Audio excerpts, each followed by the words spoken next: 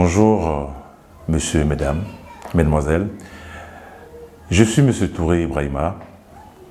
Je reviens encore vers vous parce qu'après le direct tout à l'heure sur le chantier, vous avez vu, ça a été filmé, tous les gravats, les maisons, les 8 maisons démolir sans aucun justificatif de démolition, sans aucune mise en demeure.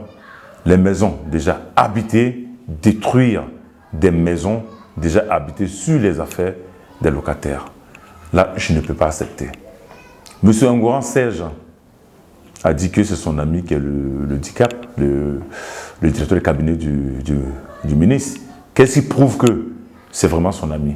Qu'est-ce qui prouve qu'il n'est pas en collaboration avec quelqu'un qui se dit, qui connaît, ou bien, je ne sais pas. C'est selon ses dires que moi je répète. Je trouve qu'on est dans un pays de droit. On est dans un pays de droit. Je foi en la justice. Parce que quelqu'un ne peut pas aller travailler en Europe pendant plus de 23 ans dans la galère et de privation, venir mettre son argent dans un coin où on sait que ça va être démoli. Ce n'est pas possible. Le promoteur immobilier, Mouroufié, son directeur général, je ne sais pas, voilà, M. Adou Mouroufié qui a donné le nom à son truc, m'a vendu, nous a vendu ces terrains. Je ne suis pas le seul à avoir acheté, comme je le répète, mais c'est pour M. Touré qui a été cassé malheureusement et qui est en face de ce Angouran Serge. Une personne qui n'a même pas pitié. Je me demande comment il en fait pour entrer à la présidence parce que c'est quelque chose c'est quelque chose de fort quand même. À son âge, quelqu'un qui est né en 83, qui se permet de venir détruire des maisons, 8 maisons, sur les affaires des locataires. Monsieur Picard, capitaine Picard, qui dit qu'il ne peut pas faire de stop, il ne peut pas marquer un arrêt, il a reçu des ordres, il faut qu'il casse pour partir. Ah, c'est pas facile, hein, c'est pas facile. Je crois que, souvent je me dis que je suis dans un cauchemar, que je vais me réveiller après, mais pourtant c'est la pire réalité. Mais le Qatar m'appelle à chaque fois, monsieur Doré, qu'est-ce que les autorités disent? Qu'est-ce qu'ils ont dit? Qu'est-ce qu'ils ont dit? J'ai dit, ben désolé, jusque-là, je n'ai eu aucune réponse. Je suis un citoyen ivoirien, de père et de mère, ivoirien.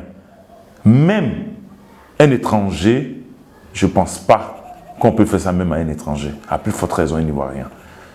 Sans aucun document. C'est la manière même qu'ils ont cassé la maison, les maisons, qui fait mal jusqu'à présent.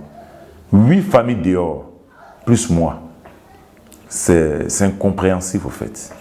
J'ai tous mes documents qui prouvent que j'ai acheté les maisons, qui prouvent que j'ai acheté les terrains.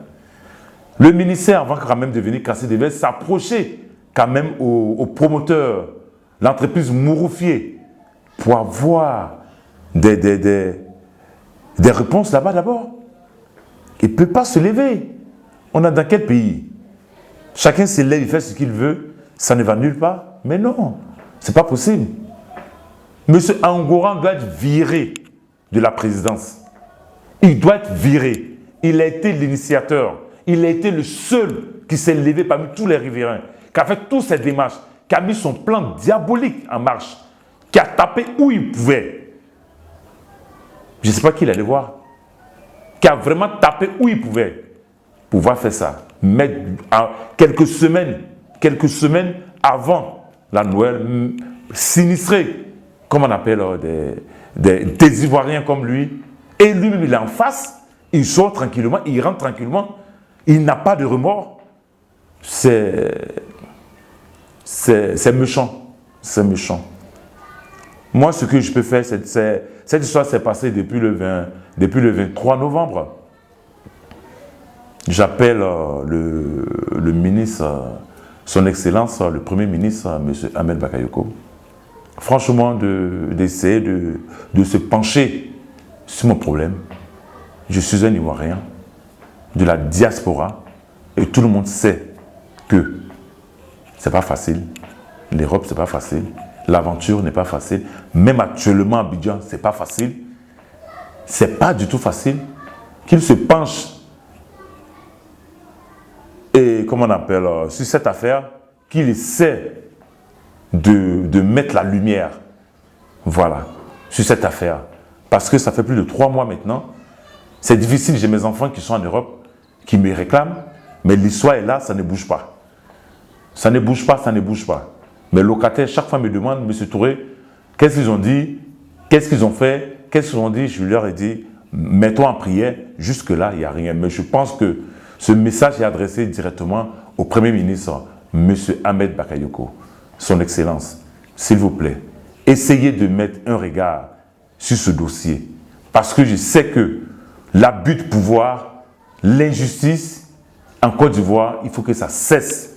Ce n'est pas parce qu'on connaît celui-là, qu'on va précipiter les choses. C'est la manière qui n'a pas été bien. C'est la manière. Ce n'est pas M. Touré, celui qui a acheté ces maisons, que le promoteur a vendu. Il y a plusieurs d'autres qui ont payé. Pourquoi M. Touré? Mon voisin en face, M. Angouran Serge, qui a dit qu'il ne va jamais accepter que je loue ces maisons. Il va les faire casser parce que ces maisons vont être habitées par les prostituées, par les brouteurs. Je l'ai mis en confiance. Malgré ça, il n'a rien voulu. Il m'a dit que je l'ai défié devant ses enfants et qu'il allait les faire casser. Et c'est ce qu'il a fait. C'est ce qu'il a fait. Je n'ai pas eu de sommation, je n'ai rien eu, aucun document de justice. Et ce ne sont pas des chiens qui étaient, même un chien même, on respecte les chiens. C'était des personnes qui habitaient ces maisons. La moindre chose, c'est des avertis, c'est de donner des documents. Vous dites que moi, vous m'avez conseillé, vous m'avez convoqué, que je ne suis jamais venu. Cela n'est pas vrai. Vous ne m'avez jamais convoqué, jamais de la vie. Certes, d'après vous m'avez convoqué, je ne suis pas venu. Et les locataires qui habitent là, il y a des personnes qui habitent là. Au moins, ils devaient avoir quand même un document pour leur dire qu'on vient casser les maisons tel jour. Essayez de partir. Pourquoi ça n'a pas été fait? Pourquoi ça n'a pas été fait? Moi, je veux des réponses. Ok, je ne vais pas être trop long. Je vous remercie. Je remercie toutes ces personnes qui sont sensibles à cette histoire, qui me soutiennent de loin comme de près. Franchement, je vous dis merci, merci, merci infiniment. Je ne vais jamais, jamais, jamais laisser tomber. Parce que la manière où ça a été, ça a été fait, c'est de bafouer l'honneur, et comme on appelle l'intégrité.